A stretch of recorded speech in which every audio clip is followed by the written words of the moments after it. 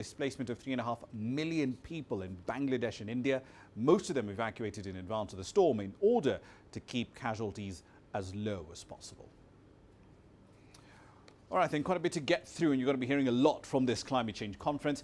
Guy Henderson is covering the event from the Spanish capital. He joins us now live from Madrid.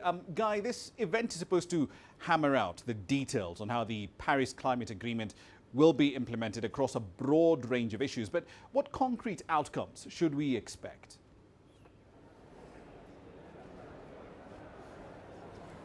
Well, you heard a few moments ago pretty strong words from the UN Secretary General Antonio Guterres. He made his opening remarks at the opening ceremony here, basically reflecting what scientists have been saying, particularly through the course of the past year, which is that essentially the world is heading for a climate catastrophe unless it can really get its act together urgently, certainly seeing the next 10 years or so as critical to avoid potentially what he called during these opening remarks a point of no return, whether you might have these irreversible processes, so-called feedback loops, that are pretty hard to reverse, that are pretty hard to control, that could lead to really catastrophic damage. And of course, it would be the global south, many African countries amongst them, that would be set to, suffer worst from that catastrophic damage.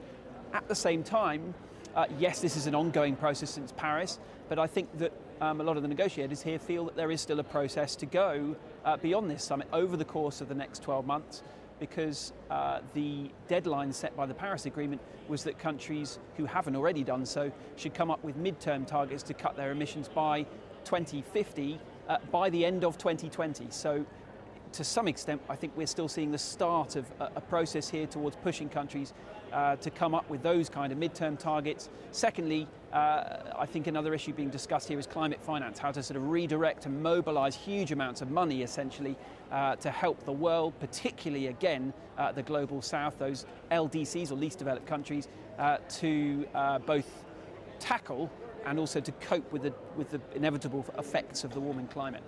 So properly pricing carbon, and especially figuring out how a global market for carbon trading would work, is also on the agenda. But this is a highly contentious issue. What are the main points of disagreement among the delegates here?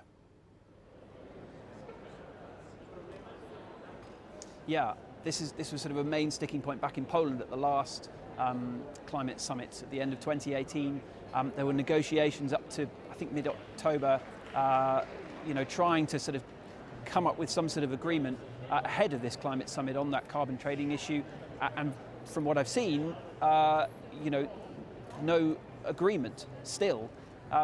One of the key concerns about this carbon trading issue is that unless you have very strict rules governing that carbon trading scheme, which basically allows countries that have gone further than their commitments under the Paris Agreement to cut their emissions, that they can then make money out of that and trade those as credits, if you like, then if you don't have strict rules, that you could have a situation where both the buyer and the seller of that single carbon credit is claiming it as a reduction of their emissions. So it's basically double counting, and it makes the world look like it's tackling climate change far better than it actually is.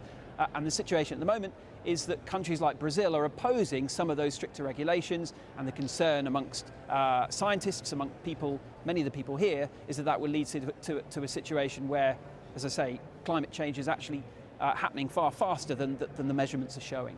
Indeed. So ahead of this summit, this was actually just last week, the EU Parliament passed a motion declaring a climate emergency, in their words. But does this have any binding legal teeth behind it, or is it the same old pattern, a lot more talk but very little action? So, I mean, through the course, again, of this year, we've had a lot of this really pretty strong language, often from places where you wouldn't often hear it. Scientists are known for being pretty measured in their reports and the language that they use. Diplomats, politicians as well, haven't traditionally used the kind of strong language that we've heard on the climate issue over the course of the past 12 months and during the Secretary General's opening remarks earlier. And of course, on the streets, we've had millions of people across the world using words like extinction, the threat of human extinction, if the world doesn't do more to deal with climate change. I think that that sort of climate emergency statement from the European Parliament is sort of part of that rising rhetoric, if you like, that strengthening rhetoric, really aimed at drumming up a broad spectrum of support and piling pressure primarily on this very meeting to negotiators who come to these UN climate summits to say to them, look, we have to act now, we have to come up with an agreement. Now, of course, the European Union, the European Parliament, may also be laying down somewhat of a marker there because the European continent, and certainly in Brussels and the European Commission, they're pretty keen to see themselves and perhaps become a leader on climate issues out of any region in the world. Indeed, let's see how this all does play out. Guy Henderson there in Madrid. Thank you. Now, levels of greenhouse gas emissions in the atmosphere have hit a fresh record high last year. Now, according to the United Nations Environmental Programme's emissions gap report, the concentrations of carbon dioxide, methane and nitrous oxide all surged by much higher amounts compared to the last decade. Here's CGTN's Wu Guoshu with this explanation.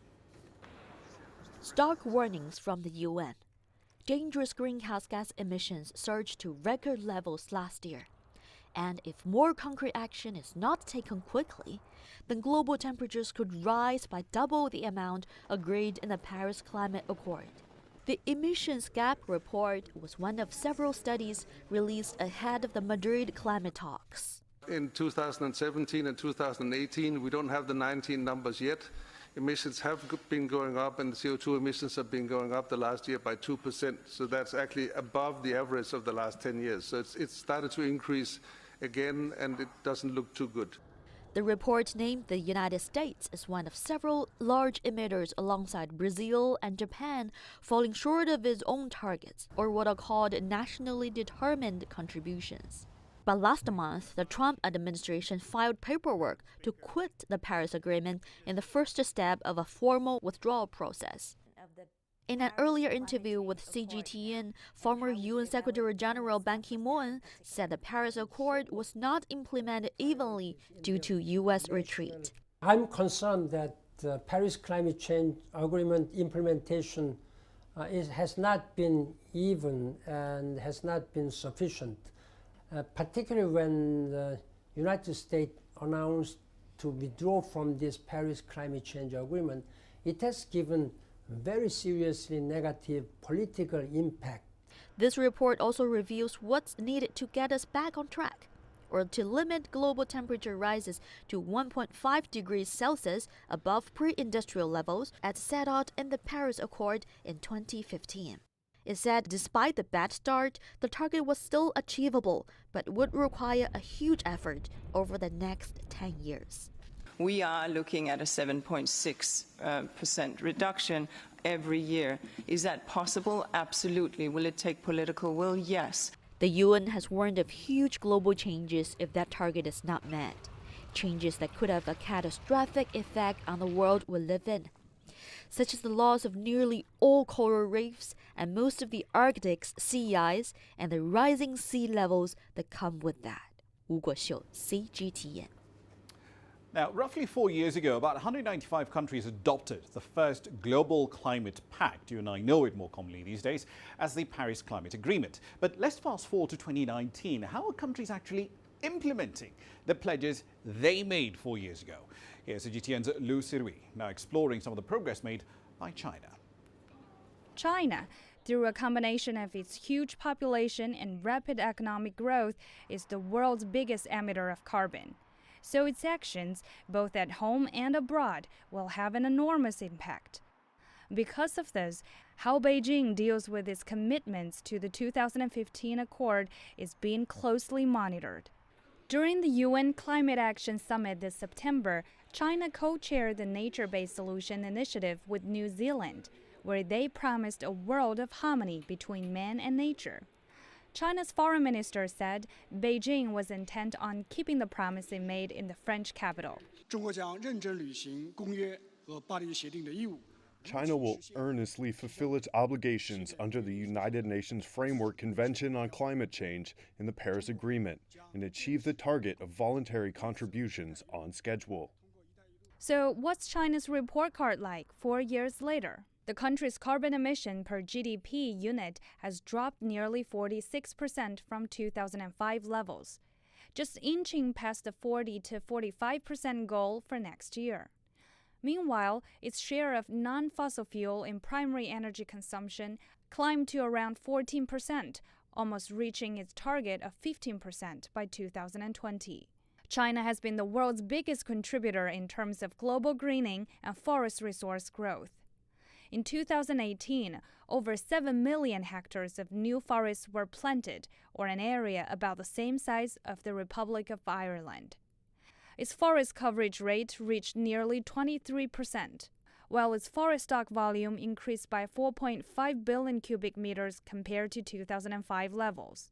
As part of the Paris Agreement, wealthy nations were supposed to generate $100 billion in climate finance to help developing countries tackle global warming. However, the reality is there's a huge divide between words and actions, something China says it wants to sort out at this year's climate meeting in Madrid. 努力完成巴黎协定实施细则遗留问题的谈判。 We aim to complete negotiations on the remaining issues of the implementation details of the Paris Agreement. We will urge developed countries to bridge the gap and fulfill their commitments and promises. The race is on to avoid a climate catastrophe, and the clock is ticking. But China says it's ready for the battle, and it hopes other nations can follow its lead. Lu Sirui, CGTN, Beijing. It's time for a short break. You're watching Global Business Africa. Here's what's coming up next.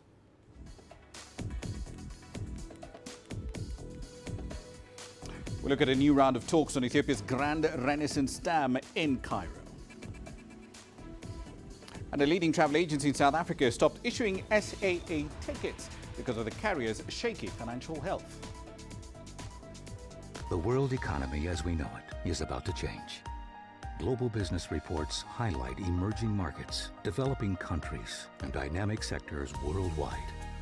We feature top analysts and newsmakers to provide perspectives on every facet of business. From an on-the-ground perspective, we provide you with balanced and objective assessments. Fast, sharp, and insightful. Global Business, only on CGTN. Every story starts out like this. Okay, we'll head up now. But beyond the rush of the numbers, there's always a more fundamental question. What happened? Who has been affected? When market-moving decisions are made, who's responsible and why? Let's get some reaction on ground. Joining us in Johannesburg is Sutra Nairobi. Hello, Nairobi. This is how all stories begin. See how they end. Only on Global Business.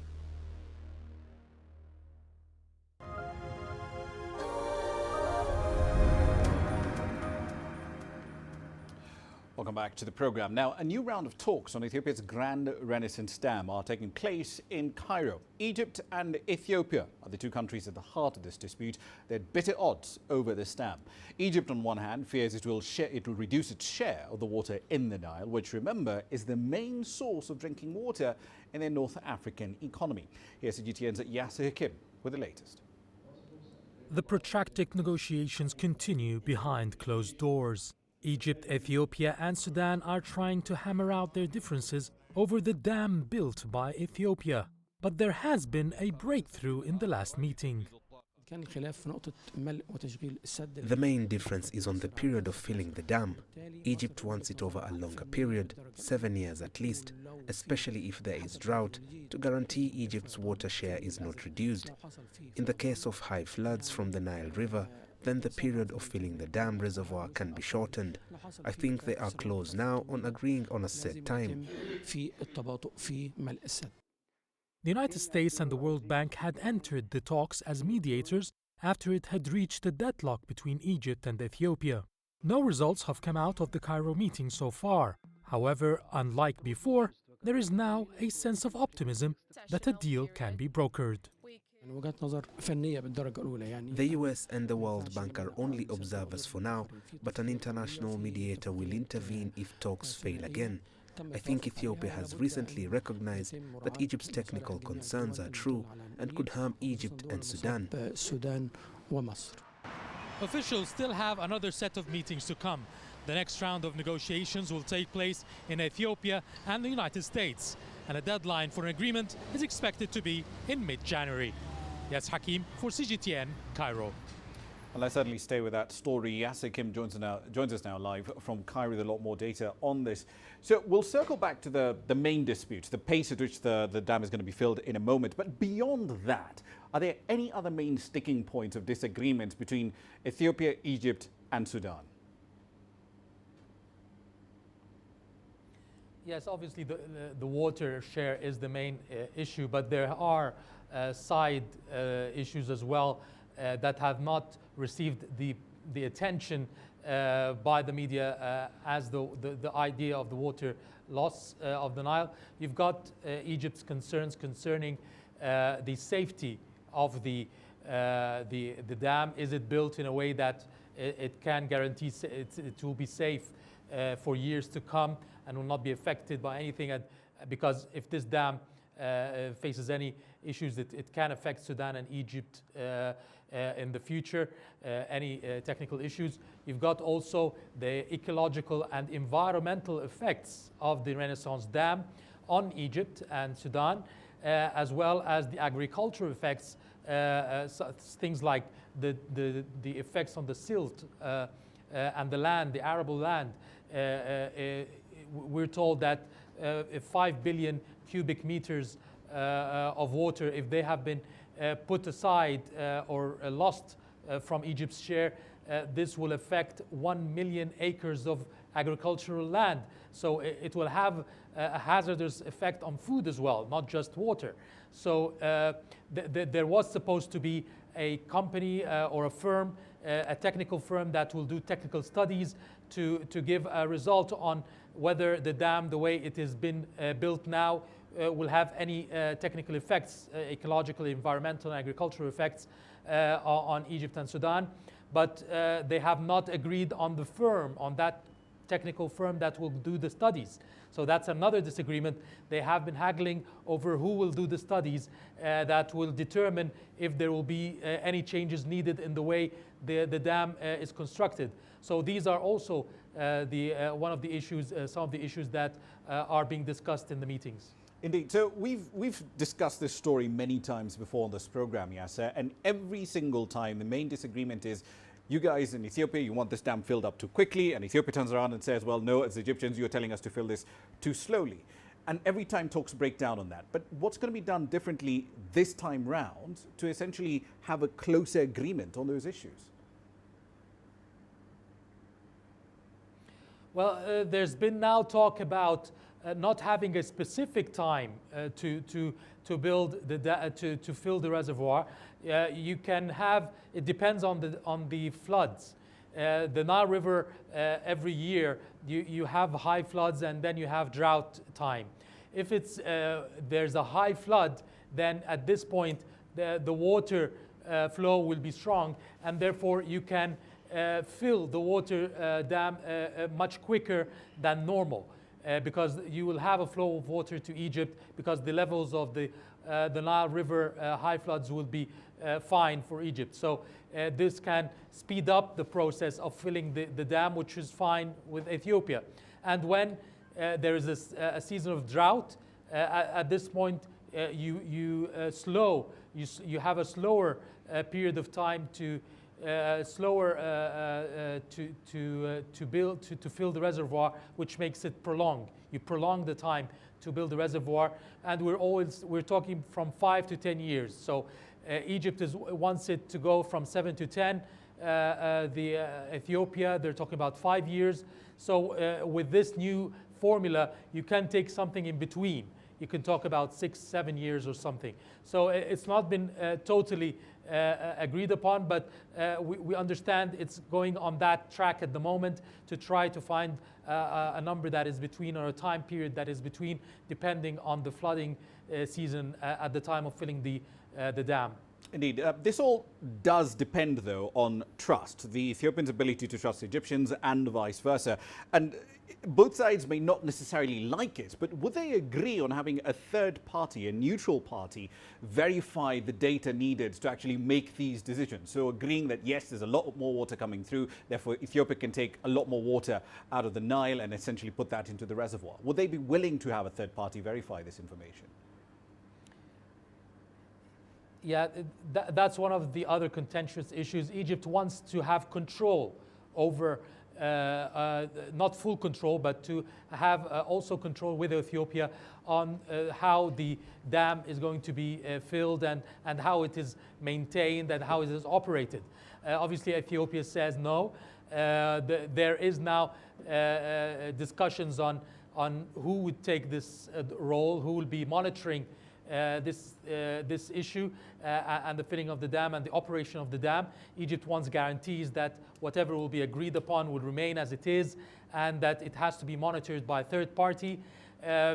If there is no agreement by the 15th of January, we understand that the United States, the World Bank will intervene and play a more, will be mediators, play a more positive role in that, more active role. At the moment, they're just observers in the talks, and by then, after the 15th of January, with international mediation, there might be a third party that would show up and would be agreed by both sides to monitor the dam's operations every year.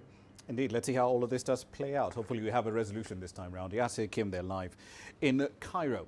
Now, on to the island nation of Comoros. Its President Azali Assoumani says he's looking to raise at least $4.6 billion at an investment conference this week. While outlining an economic plan that runs all the way through to 2030, the President said the priority here will be to attract investment in tourism, but also in agriculture, transportation and energy.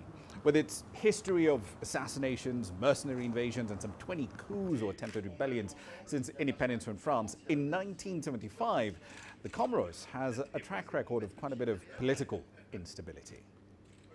The amount that we asked for at 4.2 billion euros, we didn't just ask for it like that. It has to do with our main project, structural and industrial projects.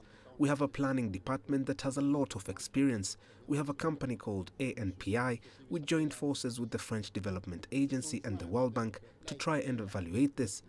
So we're aiming at 4.2 billion euros for the emerging Comoros plan.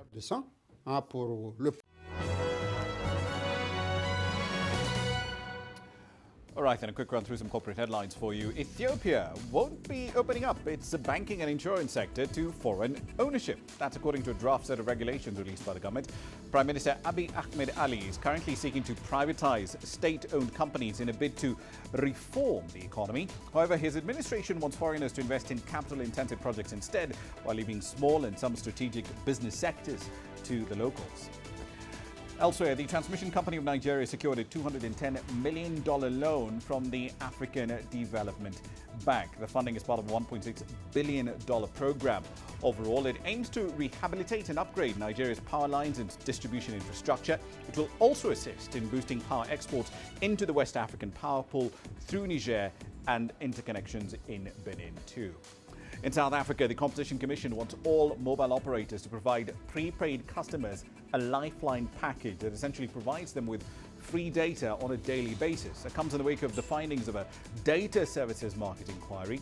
The Commission found that the local market is highly concentrated and effectively a duopoly consisting of MTN and Vodacom. And finally, Nissan's new chief executive has reaffirmed the importance of the Japanese carmakers alliance with the French carmaker Renault. Makoto Uchida says that he will emphasize transparency and work to restore Nissan's credibility. Uchida takes over at a time of crisis, with sales and profits both falling after the former chair, Carlos Ghosn, was arrested last year, and he now faces a range of financial misconduct charges. That's a run through your headlines.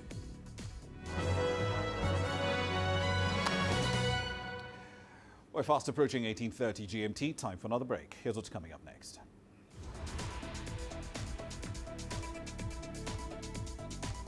Uganda says it's reached a deal with international oil companies over a long-running tax row. And marine communities can earn from their conservation efforts. We'll explore how when we come back.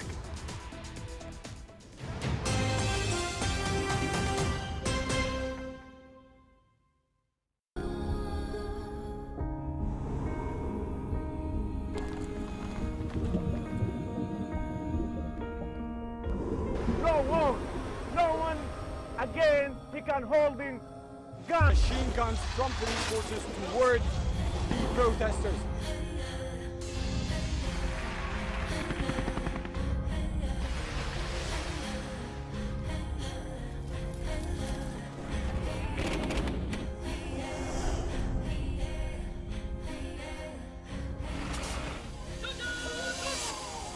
Were you worried about your life at that particular time? Not at all. What is your assessment of the state of the continent today? Africa has the potential to power itself. Excuse me.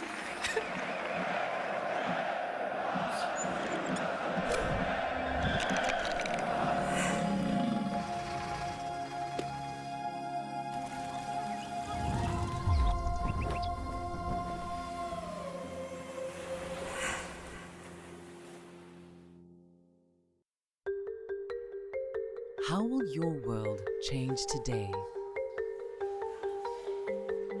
What happens here? What happens there?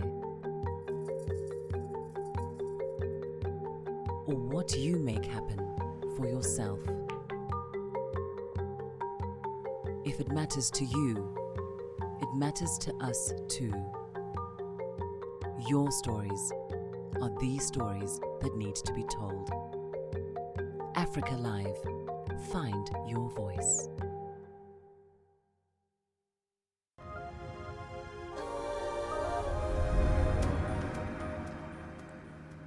Welcome back to the program. Nigeria's central bank says it will intensify policy measures designed to achieve roughly $4 billion in non-oil export revenue next year. Now, the move is part of an ongoing effort, a much broader one, to reduce Nigeria's economy's dependence on crude oil for all of its foreign exchange.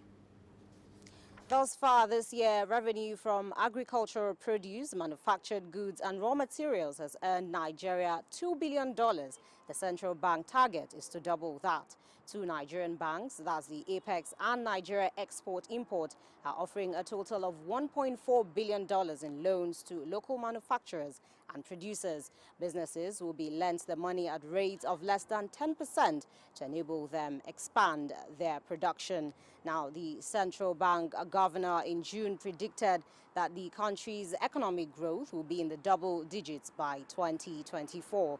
But Nigeria has long struggled to generate a foreign exchange from revenue from sources other than its main export, that's crude oil. The country lost an estimated $2.8 billion in revenues in 2018, mainly due to a slump in oil prices and oil-related crimes like pipeline vandalism, illegal oil bunkering and theft. The government hopes that revenue generated outside oil will help in the provision of basic amenities and infrastructural development and the overall improvement of the well-being of Nigerians.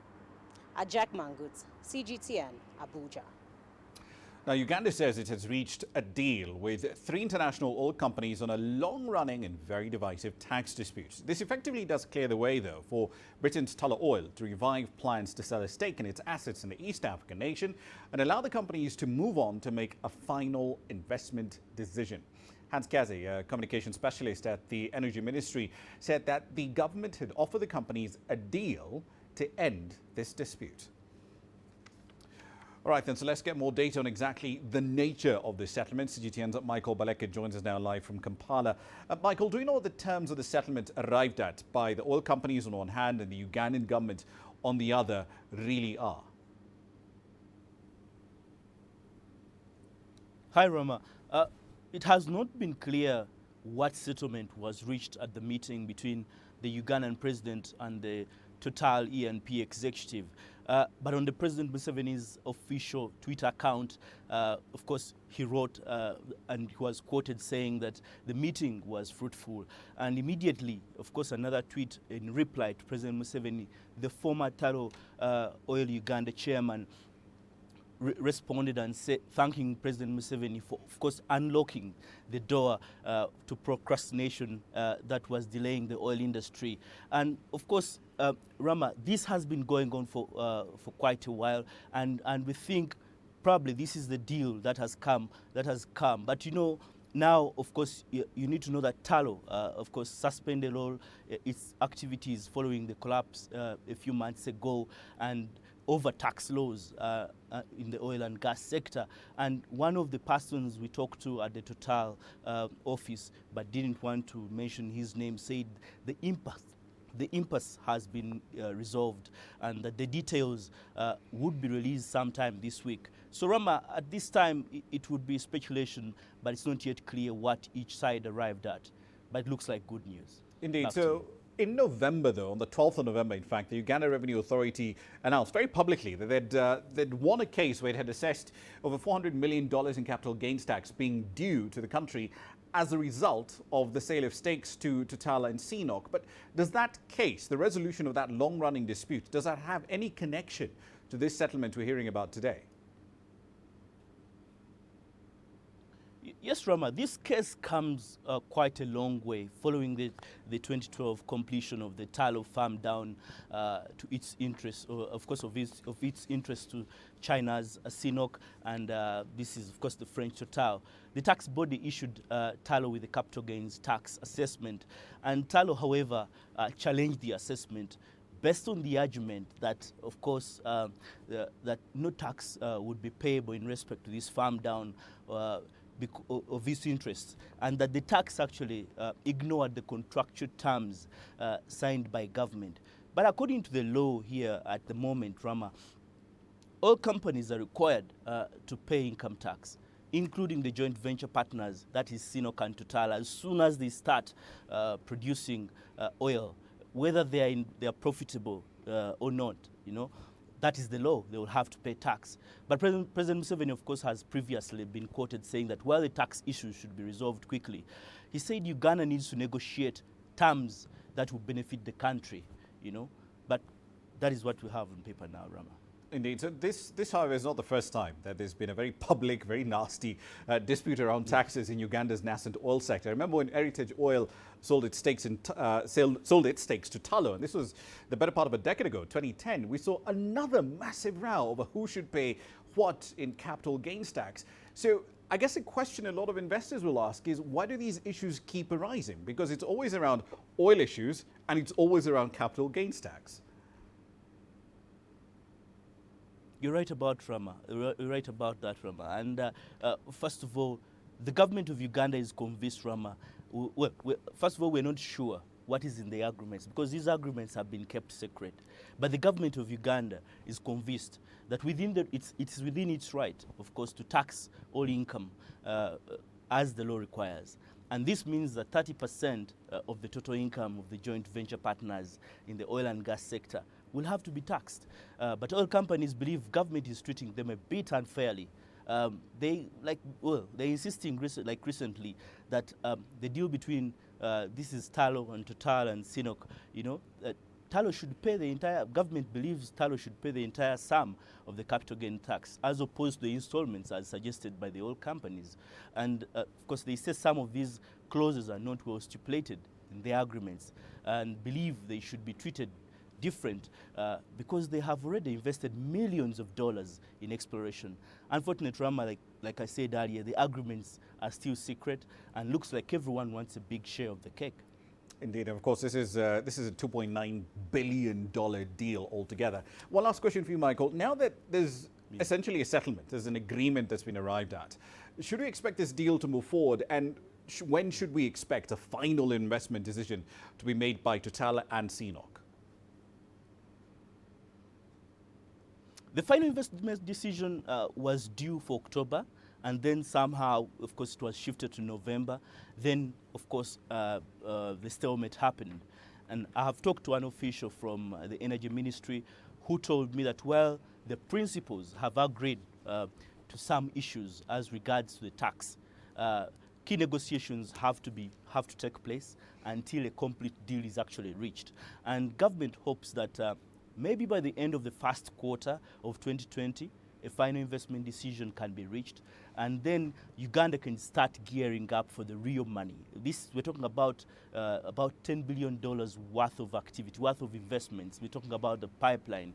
And just one thing, Ramah, this deal has not hurt only the oil companies alone. Several Ugandans have invested millions of dollars and in logistics, in hotel accommodation. Some of their assets have been attached by banks. They're in court without any planned bailout from government. So it's crucial for Uganda to quickly come to a deal with oil companies. Indeed. We'll leave it there for the time being. Michael Baleke in Kampala. Thank you very much. Now, Uganda is also hoping to boost its tourism revenues by promoting marine tourism on Lake Victoria. It's got a fairly big chunk of that particular water body. Tourism, remember, is one of Uganda's top FX earners. It brings the East African economy roughly $1.6 billion in revenue every year. Here's CGTN's Hilary Ayesiga with this report. Speeding up visitors' numbers, Peter Miles is making money from luxury boating. There's a lot to see on the lake. We have the mabamba that has the shoebill stockbird. That's a very rare species all over the world. It's almost only around this region. So there's a lot to see. We have also the fishing escapades. If you want to go out fishing to catch mainly the Nile perch, which grows up to 200 kilos. The boat is equipped with a music system and life-saving jackets. A ride on this boat for 2 hours costs about $150. Peter has 7 boats on the lake, and he now plans to add more 4 so that he can improve on the safety of water transport on Lake Victoria. Several other people have now ventured into marine tourism. Holidaymakers and hotel owners are upbeat about the move.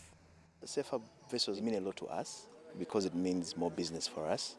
It means our clients are safe and they can still come back over and over again. It's such a beautiful place, and I think to have more fast, safe vessels to get you quick and safe to your destination, I think it would be a big plus for the tourism industry here. But there are still concerns about the safety of water transport in Uganda.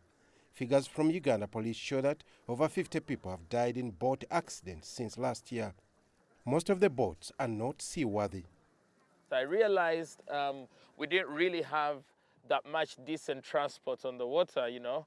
I mean, everyone you would ask about, you know, going out on the water or having a ride on the water would think about the conventional or local traditional wooden boats, and they would be very uncomfortable getting on these boats. They wouldn't feel safe at all. The Uganda government has now come up with strict guidelines for vessels crossing Uganda's waters. And as the country attracts more investment in marine tourism, it's hoped that visitors could make Uganda their preferred destination. Hilara Yisga, CGTN, Entebbe, Central Uganda. Let's switch gears and turn back to the business of conservation. Colombia is leading the way with a rather interesting pilot program that aims to help communities and countries, generally speaking, get paid for conservation efforts. Think of it really as paying for conservation services. Here's CGTN's Michelle Begay with this report from Santa Marta. Mangrove forests, once linked to disease and insect pests, has now emerged as the key ally in mitigating the effects of climate change, like natural disasters. It provides a first line of defense along the coast. As you can see from all these roots, it can dissipate a wave. So when you have a mangrove along the coast, you have a strong current. The current hits the roots and the energy of the wave dissolves. Recent studies are showing mangroves' role in climate mitigation goes even further. According to US-based Conservation International, mangroves can store up to 10 times more carbon than land-based forests. The key is keeping them healthy. In a healthy mangrove, the carbon is trapped and locked away in the soil down below. However, in a mangrove that is destroyed like this one, that carbon dioxide is released, and that is what contributes to global climate change. For almost a decade, Colombia's Investigative Institute for Marine and Coastal Systems, INVEMAR, has been studying these healthy Colombian mangroves. In order to strengthen conservation efforts, INVEMAR is collaborating with international organizations like Conservation International to build a one-of-a-kind pilot program for the voluntary carbon market. The goal is to have mangrove restoration activities recognized in the voluntary carbon market. Any company or investor interested in receiving carbon offsets can support these efforts. You need to make sure that part of those economic resources that come in do the following: help conserve the area, help with monitoring and reporting of the region, because this is like a bank, you need to report to shareholders. And lastly, we want to help the communities, because locals who might have to change the way they use and approach the ecosystem need to have something in return. 14 communities near Colombia's Caribbean coast are part of the program called Blue Carbon. The initiative aims to mitigate climate change by restoring and protecting coastal and marine ecosystems. But in order to become certified, the government will also have to participate with legislation. I think the governments of countries need to take measures that are much more drastic and radical to stop these changes that we are generating in our planet. As world leaders meet next month at the 2019 United Nations Climate Change Conference in Spain, this group of researchers and scientists say these innovative projects, while still new, need support just as urgently as the problems they are trying to solve.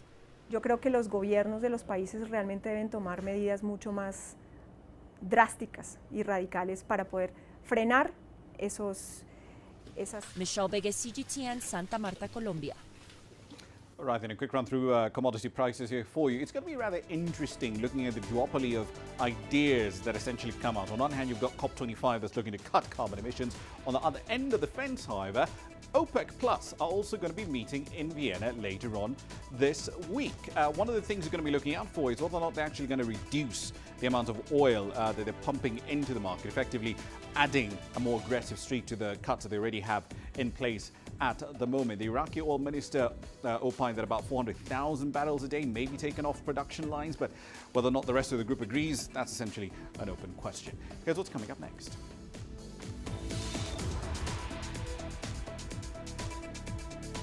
Emojis that speak an African language are gaining popularity in Cote d'Ivoire. We'll take you into that world next. You don't find the stories of North Africa by sitting on the sidelines.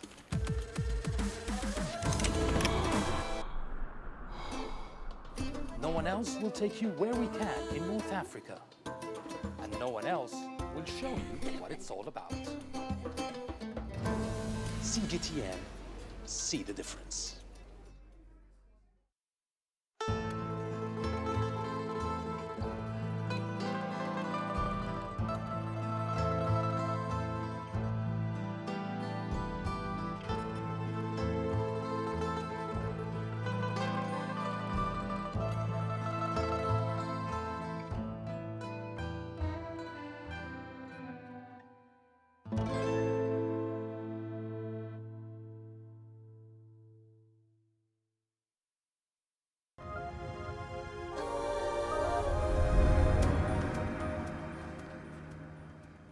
Welcome back to the program. Let's take you to South Africa now, where a young chartered accountant is using his entrepreneurial skills and expertise to uplift some of Cape Town's most marginalized young people.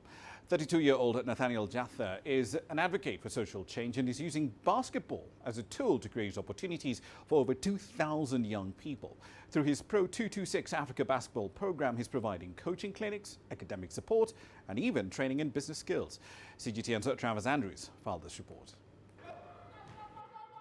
Basketball is a sport that is beginning to grow in leaps and bounds, but the resources are still largely located in private schools and far from impoverished ones, making it a pastime very difficult to pursue for many kids.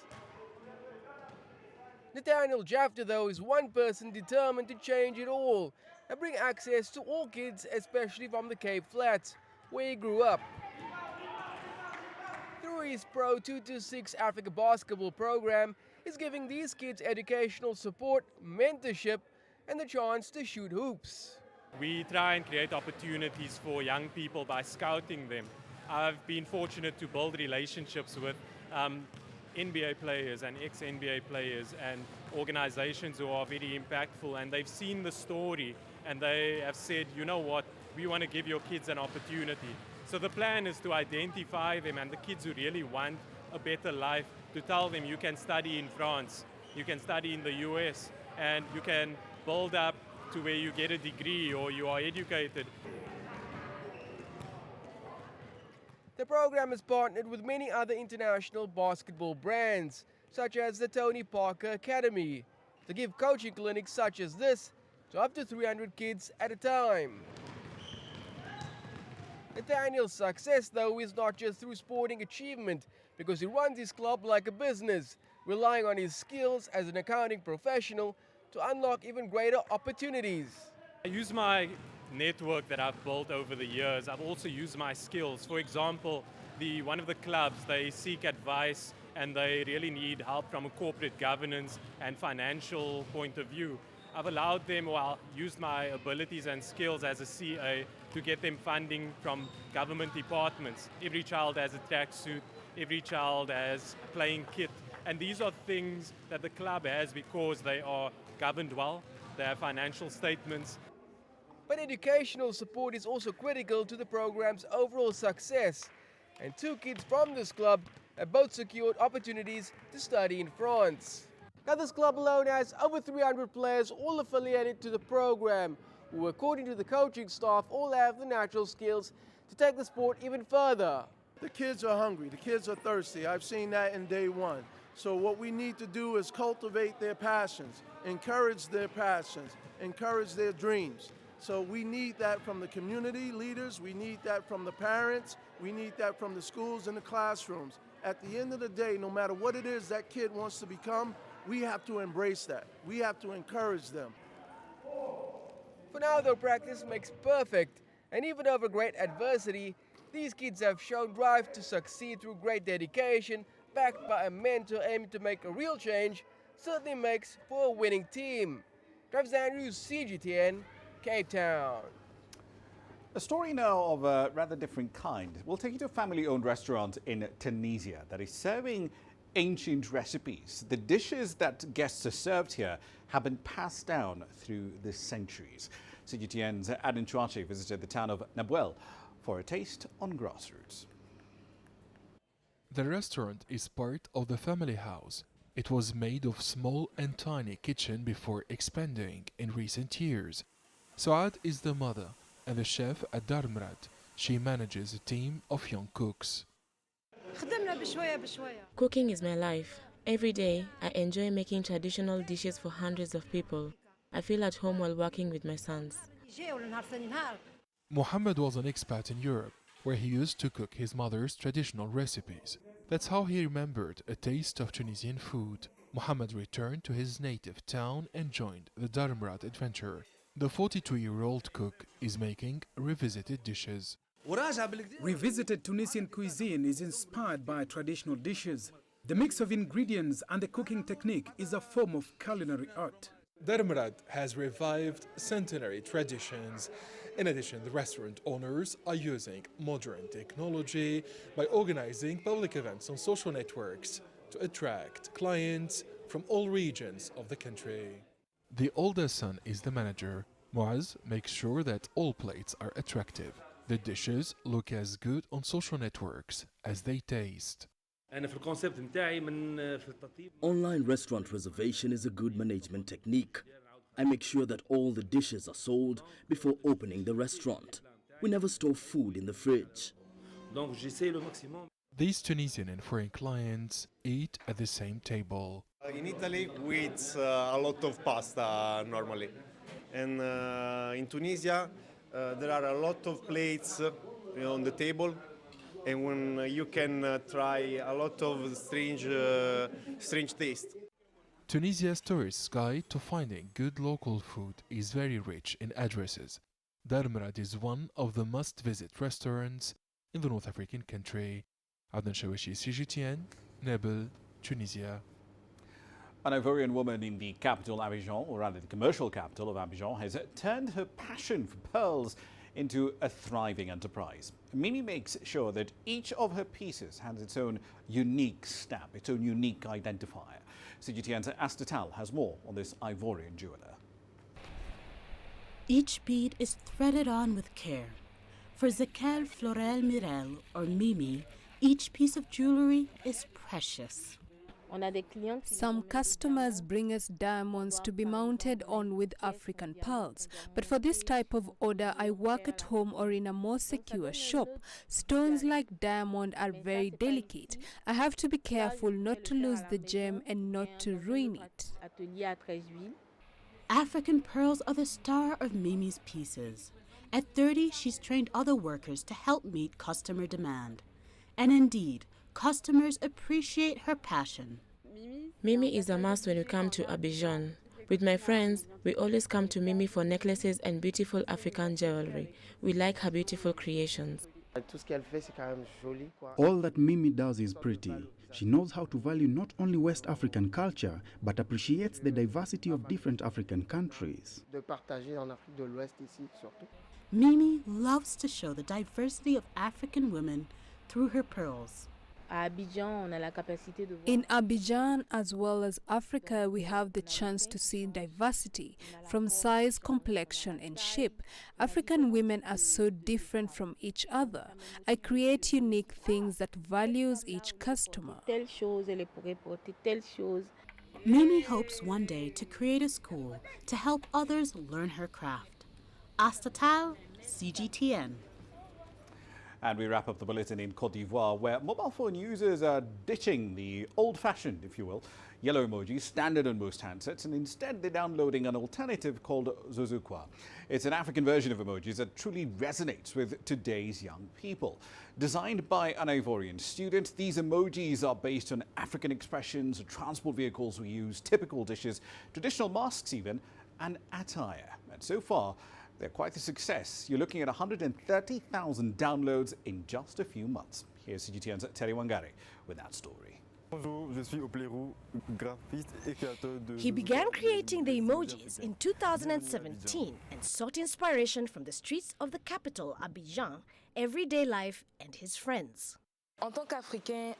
As an African and as an Ivorian, we have our own codes. For example, in a conversation you will say, "Huh?" You won't find that in the traditional emojis. So thanks to Zuzukwa, we can send an expression like this, and automatically the conversation flows more easily. Or for example, "Sorry," we do it like this. The app has familiar expressions for sorry, shocked or embarrassed, which don't exist in the original little yellow emojis that are universally available on smartphones. Food features prominently in the app, including the national Ivorian dish gabra, made of manioc semolina, grilled tuna and hot chili peppers. It's a very popular dish here. It has a really good taste and it fills you up quickly. This is one of the places that inspired me. I even did 3 emojis of this dish. First, there is the fork for garba, which is used to choose the fish you want to eat. And I did 2 other versions, one of the garba in a plate and the other version wrapped in leaves.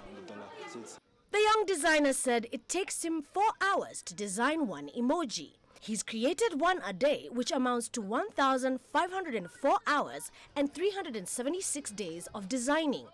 The 376 emojis are now available on his app and download is free. It saves time and allows you to transmit emotions faster. When you write something with text, you don't get the emotion really. But with emojis, you can really express a lot more emotions. It's obvious to me that we needed these emojis. The emojis in which we recognize ourselves, that translates our day-to-day, our reality, and obviously, since emojis are elements that help us identify each other, if they're African, you can't get any better than that, really.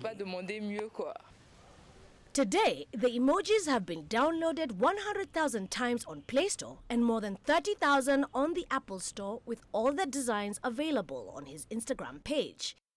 App has also been nominated for the African Talent Awards Best App category. Terry Wangari, CGTN. All right, then a quick run through the currencies here for you. So tomorrow is really the focus of the currencies that we're going to be talking about here. South Africa's GDP data, for instance, for the third quarter, that's coming out tomorrow. It's going to make for very interesting reading. A lot of the economists who've spoken to Bloomberg are expecting a marginal rise in GDP, barely 0.1%. We'll see if that actually does come out to be accurate. Between that, an unemployment rate well over 29%. That's the highest in 11 years, by the way. The news is likely to be quite grim coming out of South Africa, but of course you can expect all the details, all the numbers and all the analysis right here on Global Business. That's it for tonight's edition of the program. As always, we'd like to hear your thoughts on the content you've seen here in the last hour or so. There are many ways to get your thoughts back to us, all of them on your screens right now. I'm Ramah Nyang'with in the Kenyan capital, Nairobi. Thank you for your company in the last hour. The World Today's up next from Washington, D.C.